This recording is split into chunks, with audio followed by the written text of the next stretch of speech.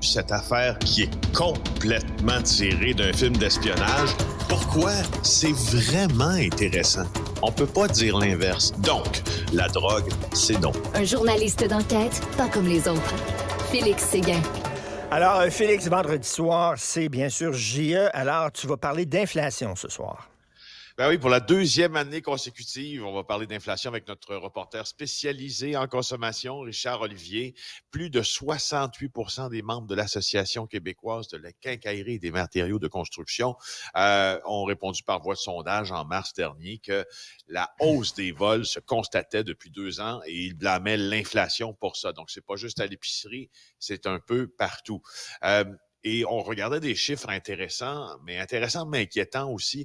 En seulement 2 ans, au Canada tout entier, on a 20% plus de difficultés à combler ses besoins de base. S'habiller, se vêtir, se nourrir. Une chute de 20% en raison de l'augmentation de l'indice des prix à la consommation, Richard, de cette tranche de statistiques-là bien précises. C'est énorme. C'est une dégringolade énorme.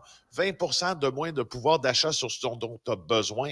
Pas 20% sur une voiture de luxe. Là. Ça a fondu ça a fondu comme neige au soleil, notre pouvoir d'achat. Là. Parce qu'il y a de l'inflation qui grimpe et notre salaire ne grimpe pas. Donc, c'est certain qu'on perd au change. Ben justement. Puis donc, on parlait des vols à l'étalage. On a vu ça à l'épicerie, des gens qui volaient du persil.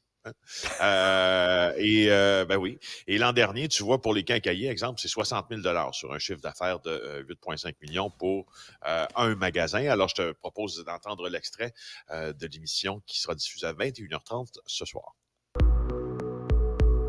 Ici, le voleur a bien l'intention d'utiliser son sac bleu pour voler un coupe céramique de 800 $.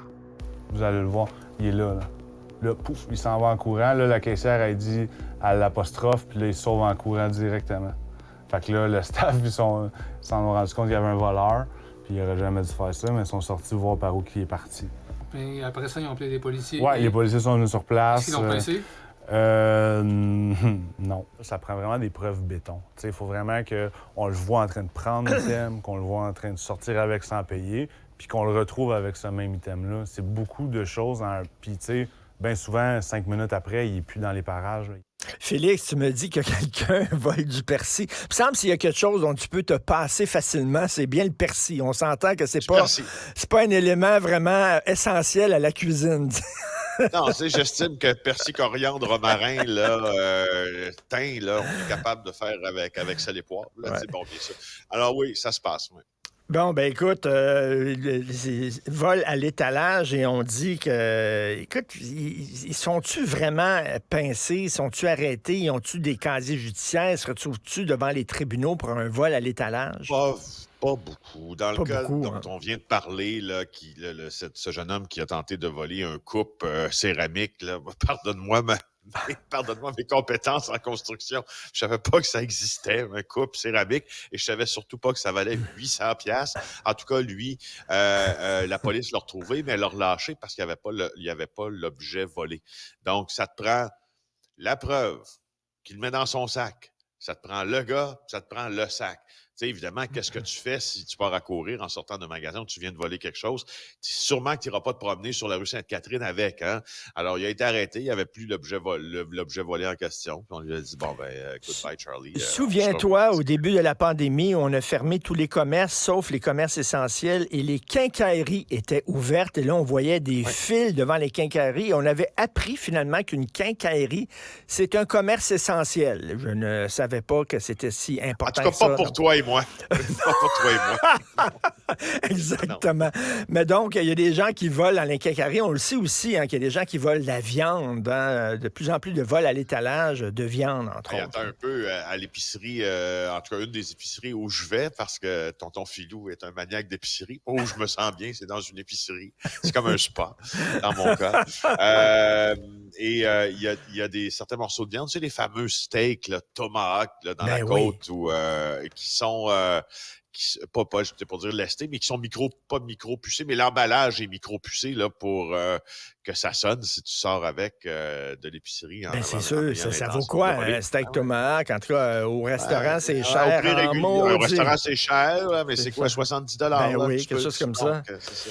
Ouais. Écoute, toute une job ce matin de Francis Pilon et Anouk Lebel. Alors, Oui. d'autres Airbnb à risque chez le même propriétaire que dans le Vieux-Montréal. Exactement. On voit Francis là, sur le site web du journal qui pose fièrement sur le lit d'une chambre exiguë, sans aucune fenêtre, dans un immeuble que possède Émile Haïm Benamour. Alors, il a fait avec sa collègue Annick Lebel ce que tout journaliste qui a à cœur l'intérêt public doit faire. Il a dit, ben regarde, ce qu'on va aller faire, c'est qu'on va aller pas sonner, mais on va aller louer des Airbnb qui sont possédés ou qui sont dans les bâtiments qui sont possédés par cet homme-là, cet avocat. Alors, il en a trouvé. Écoute, si vous allez voir les images, là, il y a une chambre sans fenêtre. C'est pas tout à fait ça. Il y a comme une fausse fenêtre. En fait, Ben oui. il y a une fenêtre qui donne sur la chambre d'à côté, qui n'a pas de fenêtre. Donc, aussi bien dire qu'il n'y en a pas, n'est-ce pas? Donc, très dangereux, selon l'Association des techniciens en prévention d'incendie du Québec. Évidemment, là, je ne te descendrai pas un après un les commentaires d'experts qui disent « attention, danger mais je vais plutôt te descendre un après l'autre les choses que Francis a trouvées. Donc ça, on est toujours dans le Vieux-Montréal, on est toujours dans un endroit où on n'a pas le droit de faire de la location touristique. Alors, sans chambre, sans fenêtre, je t'en ai parlé, mais à un autre endroit, issu de secours de la chambre, grillagé par des barreaux anti-vol. Ben oui. Tu sais, comme on voit Ben là, oui. dans les appartements du riche. Ça veut dire, si tu essaies de sortir, Tu peux pas sortir. Ça marche pas. Ça marche pas, tu peux pas.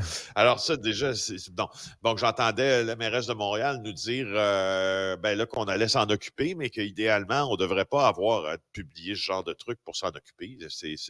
Ben oui, tout à fait. moins bon. Non, écoute, ça me fait penser. Là, on regarde ça, puis on pense au voyage qu'on a fait. Mon premier voyage que j'ai fait sans mes parents, là, quand je commençais à être assez vieux pour pouvoir voyager tout seul avec des chums, j'étais allé à Amsterdam et j'avais vécu dans un trou comme ça, là, un genre de Airbnb. Là, à l'époque, ça n'existait pas, là, mais tu pouvais louer des logements. Puis c'était un trou fini. Il n'y avait pas de fenêtre, il n'y avait pas d'issue de secours, il n'y avait rien.